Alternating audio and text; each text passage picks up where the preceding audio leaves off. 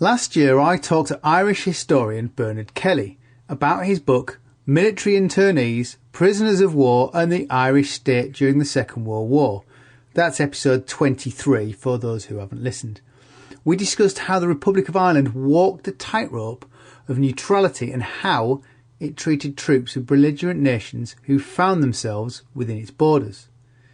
Chatting with Bernard afterward, I discovered his MA thesis looked at Russia's winter war with Finland, yet another interesting World War II topic. And that's what we'll be discussing here. But before we kick off, if you enjoy the podcast and think it's worth $1 or $2, why not show your support via Patreon at patreon.com/WW2podcast. I put the show together on my own. There is no team of web designers, researchers or audio professionals behind the show. It's just me. And at the moment, between childcare duties, this is what I do. And if you go to the Patreon page, you'll be able to see it's not the most economically viable of jobs I've ever had. But it is the most enjoyable. So as you might subscribe to a magazine, why not go to patreon.com/WW2podcast and commit a small contribution that helps me put the show together, or click on donate on the website. I thank those who already support the show. So to Finland, Bernard. The title is Drifting Towards War, the British Chiefs of Staff and the Winter War.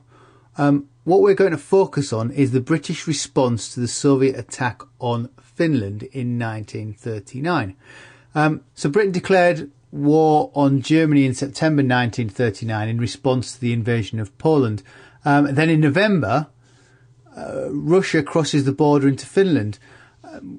Why did Russia invade Finland? Well, I'll take you back another little bit there, Angus, first to talk about the Allied declaration of war on Germany.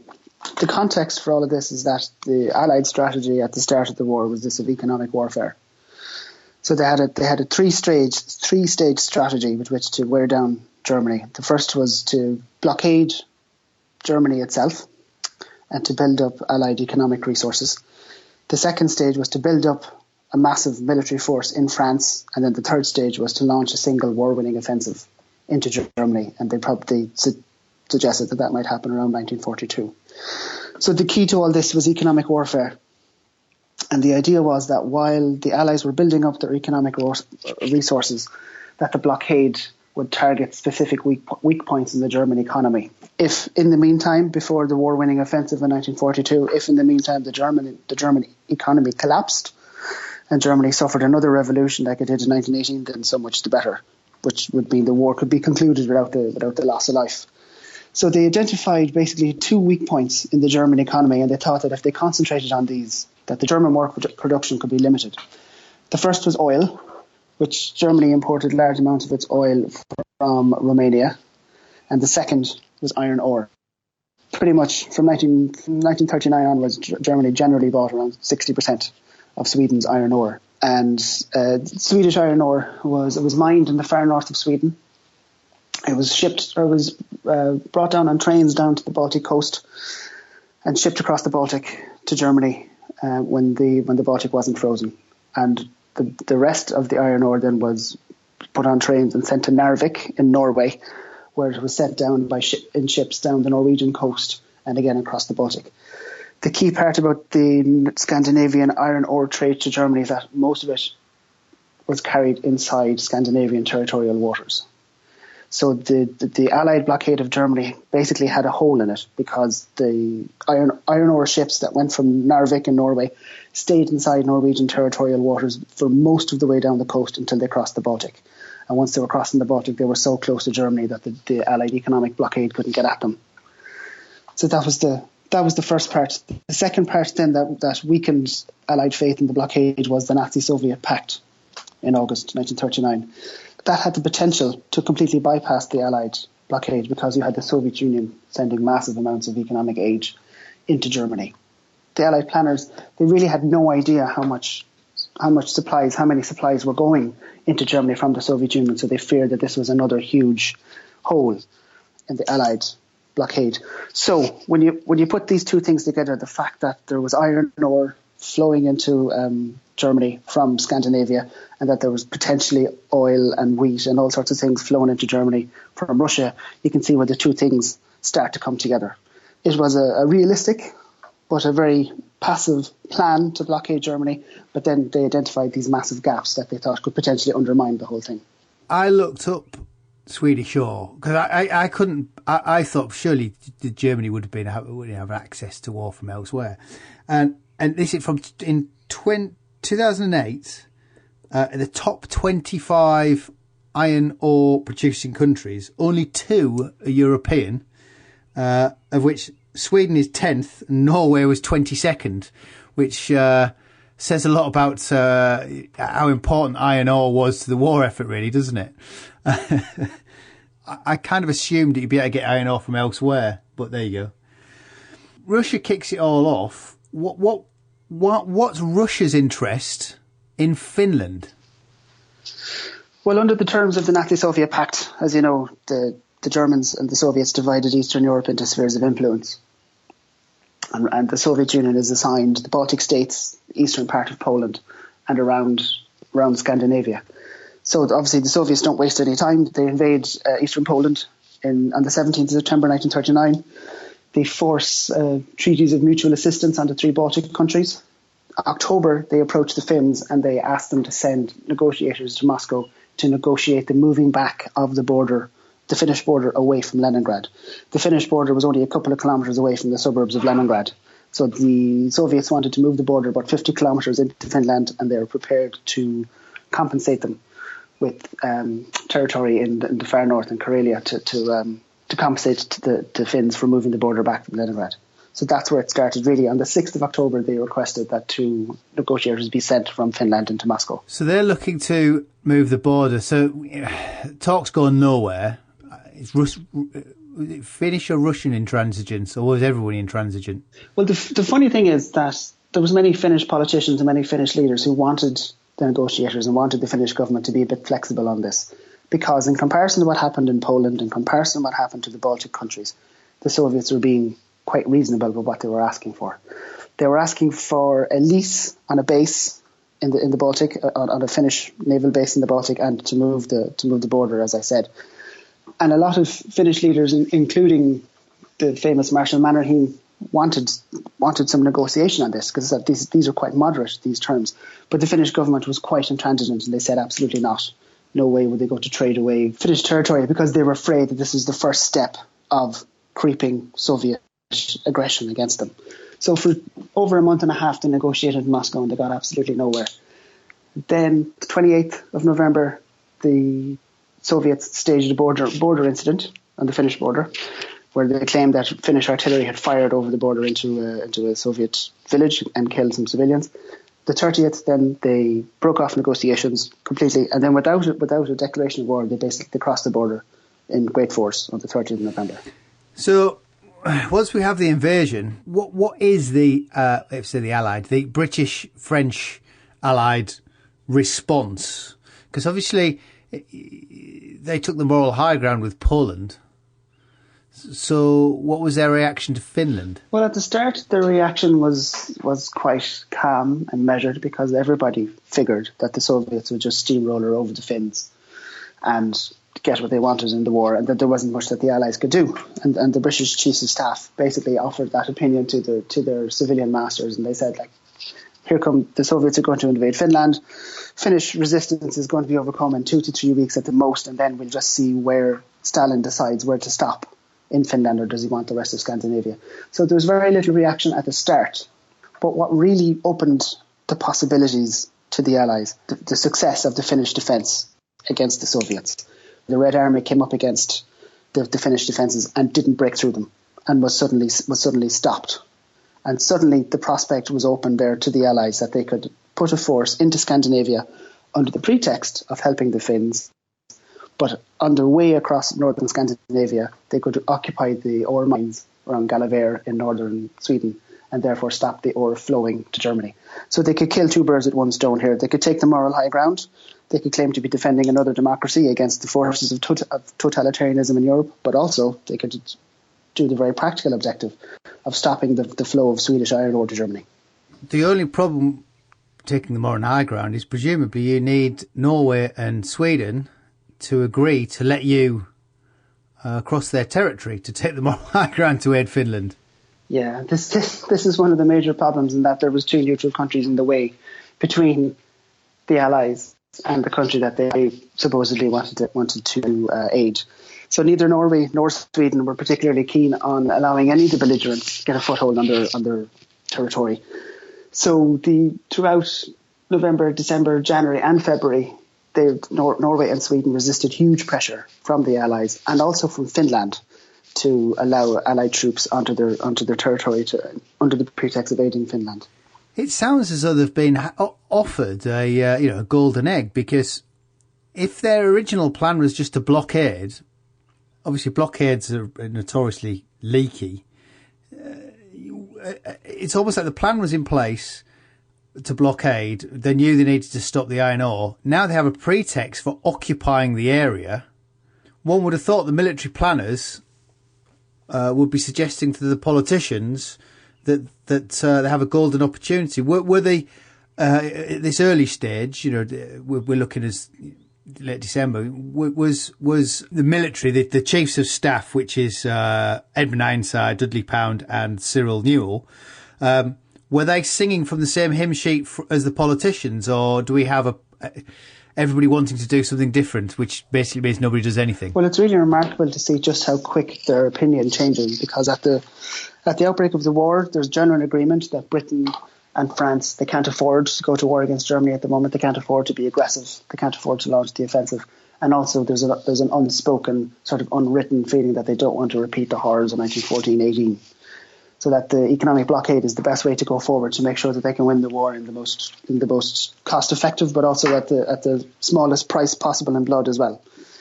But as soon as the Soviets come up against the Finnish resistance and they don't overcome it, and they get bogged down right up against the Mannerheim line in the south of Finland, as soon as they get bogged down, you can sense a change in opinion, and you can sense a change in strategy. So on the 22nd of December, so this is 3 weeks after the war has broken out, the chiefs of staff are ordered by the war cabinet to just have a look at the possibility of an allied landing in Scandinavia. And on the 2nd of January, the chiefs of staff put forward a plan to occupy the Swedish ore mines. And in this report that they offered on the 2nd of January, they said that they felt the disadvantages of war with the USSR could be counterbalanced by the economic effect of the operation on Germany.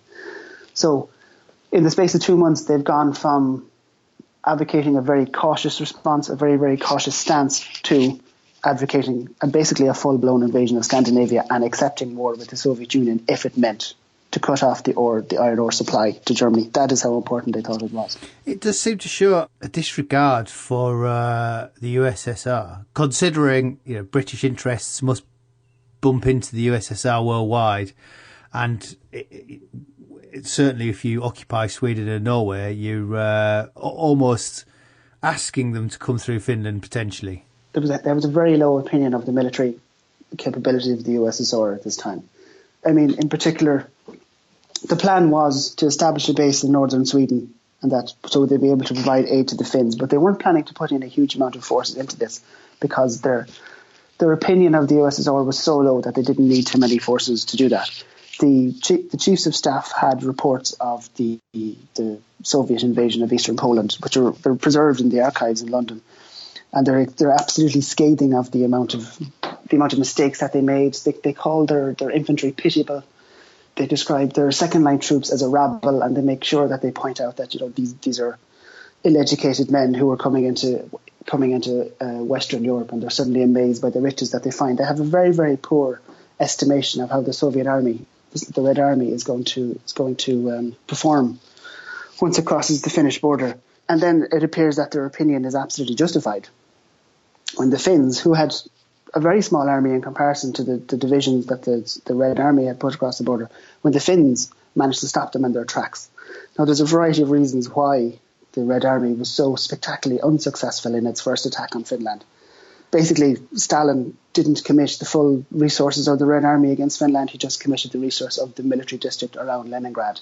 He assumed that would be enough to overcome the Finns. And the Finns, obviously, they have the high ground. They're defending their own territory, and also they had some very innovative tactics to deal with the fact that they had very, very few soldiers on the ground to oppose the Red Army. But in neither London nor Paris was there any appreciation for the actual military might that the USSR was able to unleash in the end. And presumably, because Ironside, who was chief of the British Imperial Staff, had seen active service post-World War I in Russia. Presumably, his opinion had held a lot of sway. He was one of the commanders of the expeditionary force to Murmansk in 1918, 1919. So he was one of the few British military commanders who had seen the Red Army on the ground, and he had a very poor opinion of how the Red Army would actually perform.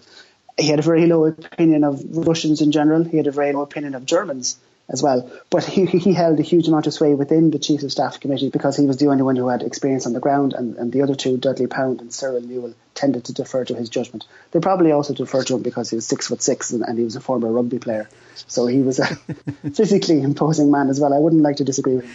So, they've now flipped and they're all for sending aid. Is the Foreign Office, I think the Foreign Office is now in agreement as well? Well, again, it's really interesting to see the three paths, the paths that the three various actors in this take. So the War Cabinet is quite eager to launch an offensive to end the war quickly and without much loss of life, but they're really quite passive around the whole idea of violating Scandinavian neutrality.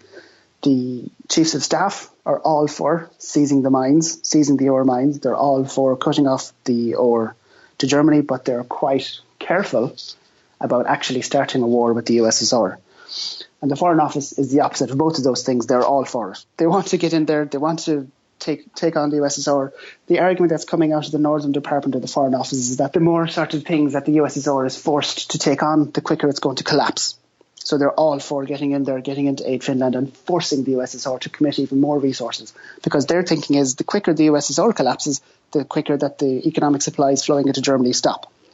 And so you have these three very different groups who are all supposed to be singing off the same hymn sheet, who are all supposed to be providing clear, concise, logical advice to the War Cabinet and to the Supreme War Cabinet, and they're all disagreeing with each other. Nobody is providing a sort of a clear strategy on how to go forward.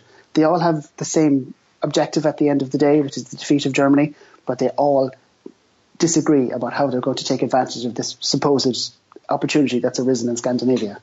It's staggeringly optimistic with the benefit of hindsight to think that we could put anything up there that would make much of a difference ultimately. Particularly the Chiefs of Staff, they felt that a couple of brigades worth of troops could, as Ironside said, shoulder the Norwegians out of the way and just march across northern Norway into northern Sweden, occupy the mines, and then that they would just sit still, that they would just sit there and wait for the Soviet and the German reaction. Now, Ironside himself was quite open when he said that the Germans are quite methodical, they're not used to improvising. So he didn't think that the Germans could react quick enough if the Allies got into Scandinavia first. And obviously he had a very, very low opinion of the Soviets, and his attitude towards the Soviets was, let them attack, the British and the French will sort them out. So it was staggeringly sort of ambitious what they were trying to do. But it's also, you can see in the writings, you can see in their diaries, you can see in their letters to one another, they're desperate to do something to stop this war before it gets too big. And matters aren't helped, of course, by the fact that inside the War Cabinet you have Churchill, who was not used to sitting still. He's not a man who just sits back on his laurels. He's a man who takes action. And he is constantly sending out letters and constantly sending out memoranda about the innovative things that they could do. And one of the things he wanted to do was to mine Norwegian waters. And the Chiefs of Staff kept on coming back and saying to the War Cabinet, if we mine Norwegian waters, the Germans will invade Norway. So we might as well just invade Norway. So this argument keeps on going around in circles about what they're going to do and how they're going to do it. And all the time that they're arguing, the Soviets are reorganising for another offensive in Finland. Where is the lack of leadership? Because obviously when Churchill gets into power, he's off into Norway without no one stopping him. Is this a failure of Chamberlain to rein in, those under him and provide clear leadership? Well, Chamberlain is on record as saying that he gave Churchill back the Admiralty to try and box him into one area. He hoped that the responsibilities of his office would sort of force him to focus, and they didn't. They absolutely didn't. And he fired off memoranda on a wide range of topics every day during the war. And Chamberlain often used to joke when he got a 12-page memoranda or a 12-page letter from Churchill, he'd say to his colleagues, here's another one for the future book. Everybody knew Churchill was writing memoranda to include in his future history of the war. Chamberlain was also under pressure from the French as well to take some sort of action, because the French cabinet was coming under extreme pressure to not just sit still either while they were watching the German forces build up across the border from them. So Chamberlain had a difficult job in that he had to manage the expectations in his own cabinet, manage the relationship with the French, but also he wasn't exactly an inspiring leader. He wasn't something that he inspired people to follow him. So I think the blockade was something that would have suited his temperament, to sit there and allow the resources to build up and to eventually launch this one war-winning attack. I think when this opportunity came up in Scandinavia, if indeed it was an opportunity, Chamberlain was probably not the man who was temperamentally suited to grasping it with both hands. Having said that, Churchill was probably too eager to go charging into Norway, because Churchill who authorised on the 14th of February, he authorised the Cossack to enter Norwegian waters to rescue the sailors from the German ship Altmark, which eventually was the trigger that made Hitler to decide to invade Norway. You know, there's a middle ground between the two of them, between the schoolmaster and the hothead. There's a middle ground in there somewhere that possibly could have come up with a better strategy. And in the midst of all this, you can sense that the chiefs of staff are getting more and more and more frustrated that the cabinet isn't moving on their suggestions. And as February goes on and it turns into March, in an attempt to force the war cabinet into a decision, their suggestions to the war cabinet become more and more and more outlandish. It takes time to muster a task force. The BAF was still on its way over to France, in May, when the Germans, go in. How are they ever going to muster a force in any pertinent time with a pretext to helping Finland? I mean, where could that force come from? Well, it could only come from one place. It could have come from the British forces that are going into France. When the chiefs of staff are trying to force the cabinet into choosing this proposal and choosing the Scandinavian operation, they try and sell it as something that will be potentially war-winning. Therefore, they don't have to build up their troops in France. But at the same time, the cabinet, this is one of the things that Chamberlain had to balance. Chamberlain still had to send troops to France to try and calm French nerves and reassure them of their commitment to the alliance. But the only place that the troops could possibly have come from is the expeditionary force that was going to go to France. So by the end of February, the war cabinet is actively talking about holding back troops, not sending them to France, withdrawing 6 squadrons of fighters from the air defence of Great Britain and sending them to Scandinavia. But even more so than that, they were going to take 40 destroyers off anti-U-boat patrols and commit them to the Scandinavian expedition. British resources are stretched at this point. There is only one place that all these resources can come from. And because they're going to be denuding themselves of all these forces, the chiefs of staff get more and more insistent that if the Allies are going to do this, that they do it right. So by the end of February, the chiefs of staff come up with a plan that they're going to put 100,000 men into Scandinavia. They're going to use, as I said, the 40 ships, and it was going to take them 76 days to transport the whole expeditionary force across the North Sea into Scandinavia. The most amazing thing about this plan, though, is that they decided not to send any tanks, which is frankly bizarre. How they came up with that, I'm not sure. 100,000 men is a lot, and if that's coming from the BAF, that would be coming from Alan Brooke was Commander-in-Chief, who would be future Chief of the Imperial Staff. What did Alan Brooke have to say about it? He's hugely frustrated because he's built up his plans. He's building up his forces according to a certain plan. He's deploying them according to a certain plan, and suddenly these divisions and these battalions are being withdrawn or withheld from him. And his argument, you can see it in his diaries, but also in the memoranda he's sending back to London. He's saying, how can we defend France if I don't know the forces I'm going to get? And among the commanders in France, there was a sort of a general scepticism about this whole Scandinavian adventure, and there was a lot of comment passed about the fact that Churchill seemed to be the driving force behind it.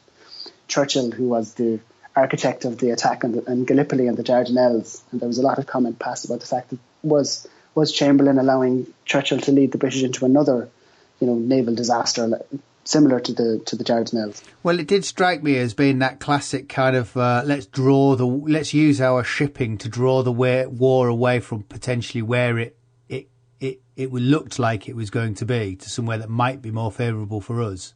and certainly France, no doubt, would be keen that the war would be anywhere other than France. Well, that's probably one of the reasons why the French were so enthusiastic for the operation, that they had very, very long memories and very bitter memories of what happened in 1914 to 1918. So any expedition where they could keep that sort of thing from happening again on French soil would obviously be welcome to them. Again, this goes back to the moral high ground. So we're not necessarily helping Finland. We're going to occupy Sweden. We're more interested in occupying Sweden and Norway. It's all about the INO. Could we claim any legality or any justification internationally for occupying parts of Sweden and Norway? Well, what became key to the Allied strategy in Scandinavia was that they needed Finland to issue an actual appeal for Allied help. The feeling was that once the Finns issued this appeal, that would then trigger an expedition from the Allies, which would then sort of force the Scandinavian countries into allowing the Allied troops to cross their territory to get to Finland. So Allied diplomacy became very, very focused on getting the Finns to actually issue an international appeal and an open international appeal to get the Allied troops into Scandinavia.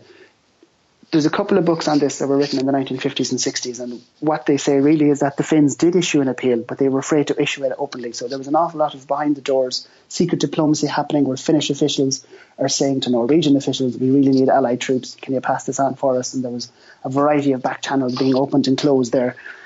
And the Allies really, really felt, to camouflage their operation, that they really needed this appeal to come from the Finns, and it was their opinion that it never came in the end. Why were they reticent to give out an open appeal, the Finns? Clearly they needed support.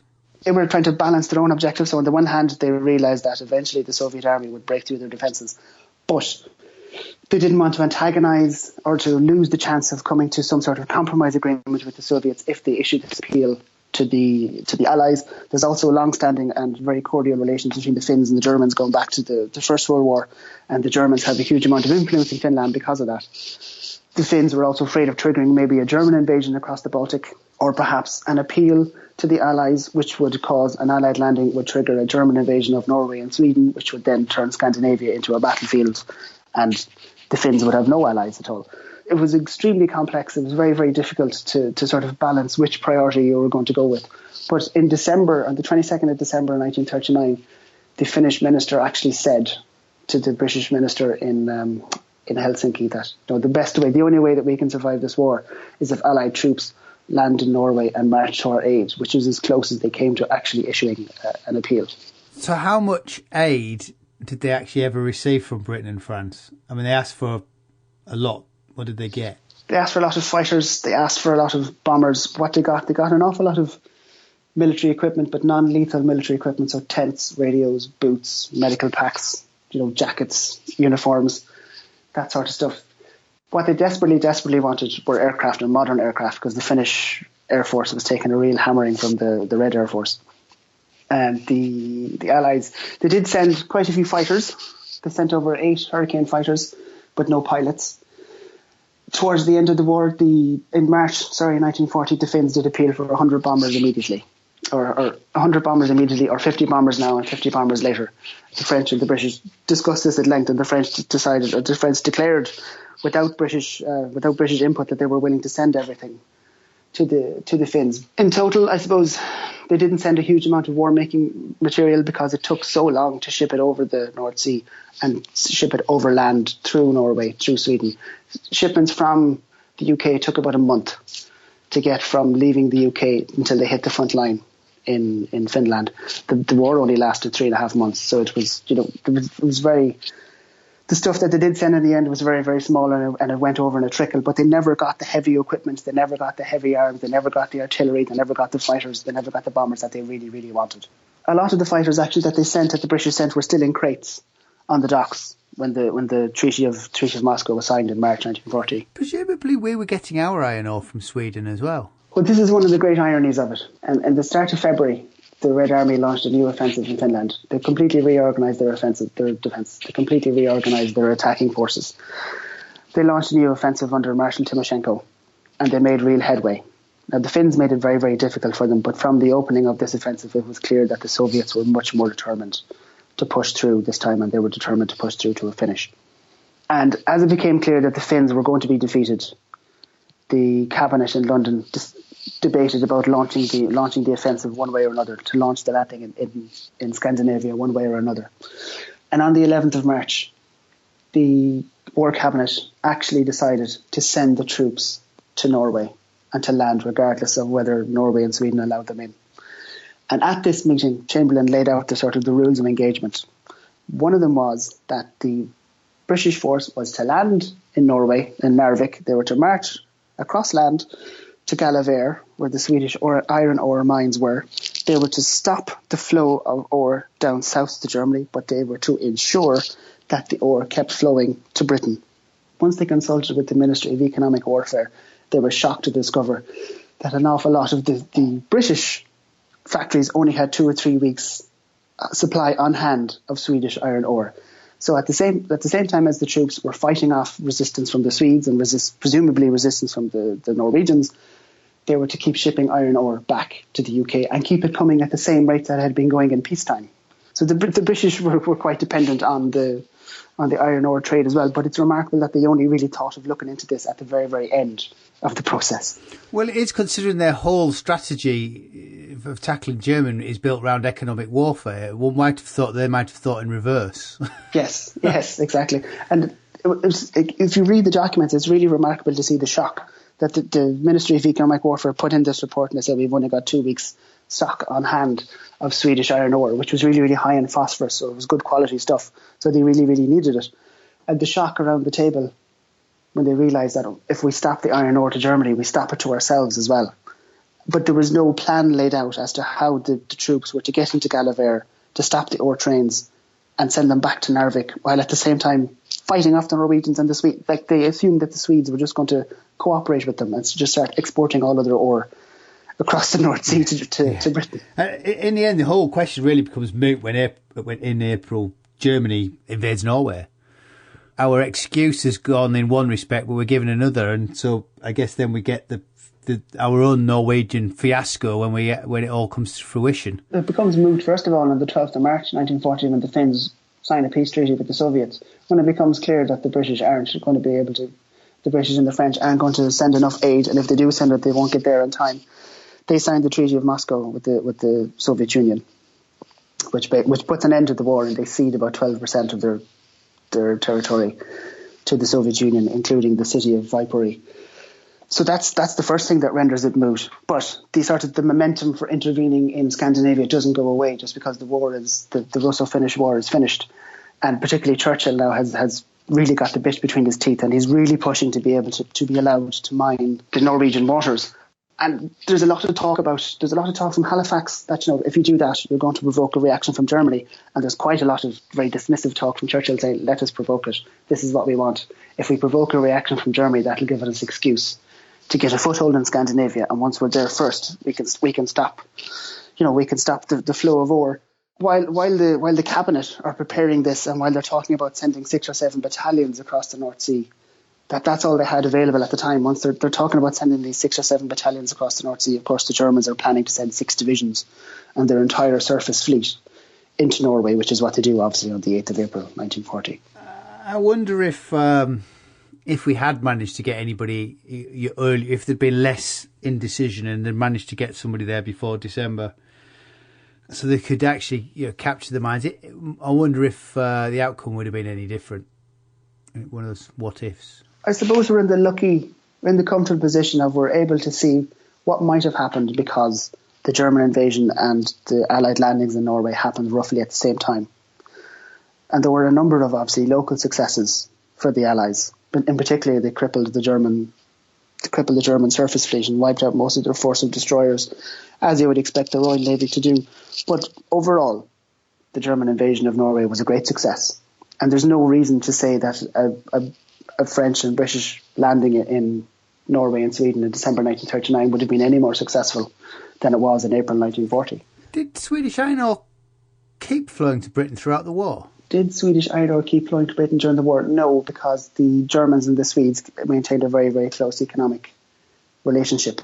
And the Germans kept buying Swedish iron ore all the way up until December 1944. I didn't know as they were neutral. If obviously they're pretty much under threat. I didn't know if they at least kept some pretense of neutrality up by supplying us with ore. They were certainly allowed to, but then the Germans had occupied Norway. They had no way to get it out. There was actually no way to get it out of the country. Well, if we had actually occupied parts of Sweden, it would also would have given Germany an excuse for occupying Sweden to get us out. Yeah, it's hard to see any positive outcomes for any of the sides, really, if the plan had gone ahead as it was envisaged in January 1940, as to, the Allies would have landed. So if the Allies landed in Scandinavia with Norwegian and Swedish connivance, the Germans would certainly have invaded. If the Allies had landed without Norwegian and Swedish assistance, the Germans probably would have invaded anyway, and they would have come up against Scandinavian resistance, and they probably would have lost moral standing in the eyes of the world. The most logical outcome is that it's just Scandinavia has turned into a three-cornered battlefield between the Allies, the Germans and the Soviets. The Finns, of course, are going to be the big losers here because they'll have a battle waging in their rear as well as to their front with the Soviets. And as I said, there's no reason to say that the Allies would have been any more successful in December 1939 or January 1914 than they were in April. It's an interesting part of the war that has sort of been swept under the carpet, probably because of the complete lack of or indecisiveness of the Allies. So it's just move it out of the way because it doesn't do us any good, and it is what it is. We'll just ignore it that it really happened for us.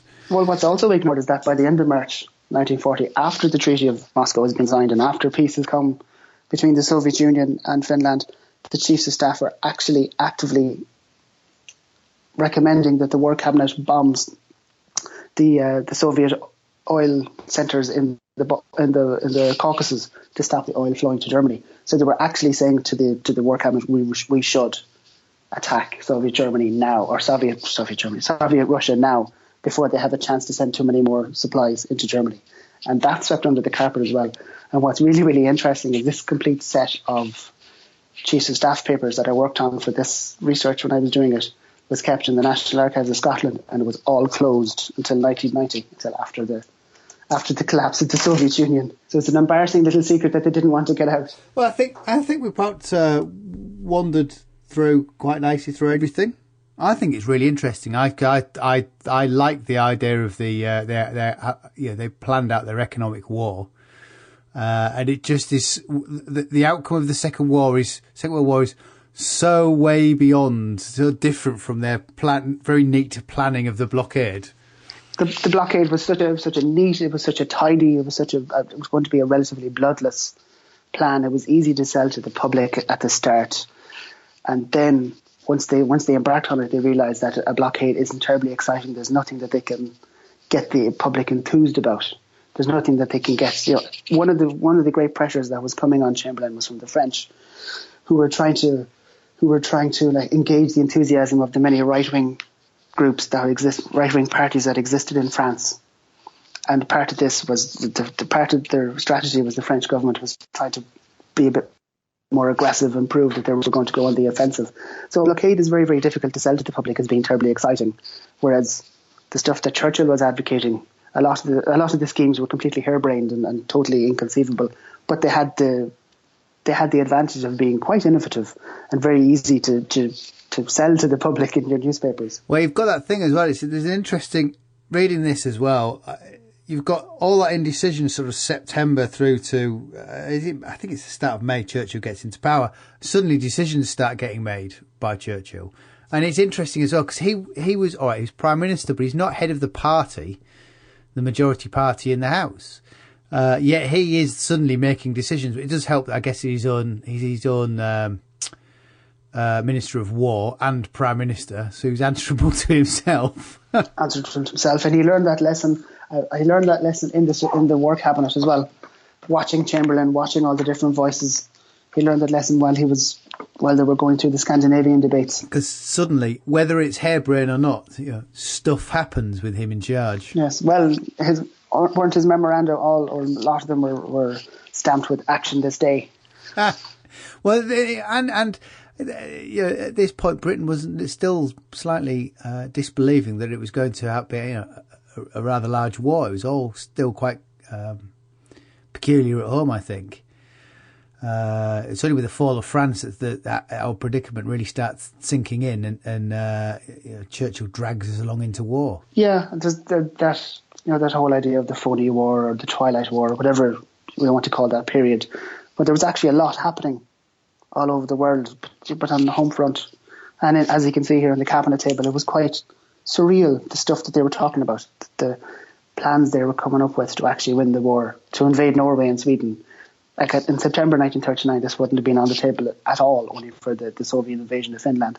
So it's an interesting sort of insight into how events can completely overtake plans, and how these things can completely escape your control just purely by events elsewhere. Well, it's all right when nothing's happening. You can make all kind of plans. And when the war really gets started, you've got to start coming up with decisions and stop making strange plans. Yes, well, officers always say that plans never survive the sound of the first shot. And this was very much the case there. Yeah. Bernard, that seems like a good place as any to finish. Thank you. Bernard is currently working on his new book, but that's not due out until 2019. But until then, you can pick up his last book, Military Internees, Prisoners of War and the Irish State During the Second World War, from the book page on the World War II podcast website, worldwar2podcast.com/books. I'm not quite sure what the next podcast is on. I have an interviewee drop out, so I'm having to shuffle things about. Don't forget, if you want to support the show, it's patreon.com/WW2podcast. I am so very grateful to all those existing patrons. I'm Angus Wallace, and thanks for listening.